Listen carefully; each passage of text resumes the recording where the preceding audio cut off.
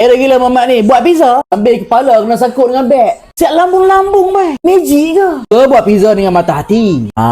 Itulah istimewanya otak manusia. Sebab bila hamba experience buat satu benda, contoh macam pizza, bertahun-tahun tangan dah tahu dough macam mana, nak tarik dough macam mana, nak lempak dough macam mana, nak letak sos tu macam mana. Mata bukan keperluan lagi untuk buat pizza. Semuanya brain. Sebab apa?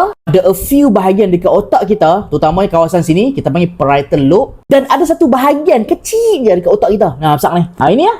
Cerebellum, dan kawasan tengah otak, putih ni, kita panggil basal ganglia. Tiga bahagian otak ni akan bergabung membentuk satu function yang kita panggil proprioception. Bahasa mudah dia, hang boleh buat benda yang kita buat berpuluh-puluh tahun tanpa menggunakan mata. Hang buat pizza, uli dough pizza tanpa tengok, hang je rasa je tekstur tepung macam mana, sejauh mana hang boleh tebak supaya tepung tu tak koyak. Itulah proprioception. Contoh lagi mudah, pernah tengok cerita Don't Breathe? Tu yang ada sekumpulan budak-budak remaja, dia nak rompak rumah orang buta. Dia lah buta, tanpa mata, tanpa penglihatan, tapi dia boleh tahu apa berlaku dalam rumah dia. Rompak tu pergi hujung tangga pun dia boleh tahu. Dia kenal setiap sudut rumah dia. Sebab apa?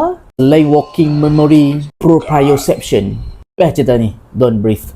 Gerakan masa jari, tendon, ligamen, cara lempak pizza, semua tu dikawal oleh otak manusia. Otak manusia ni aset sebenarnya. Jangan perendahkan kegunaan otak. Okey?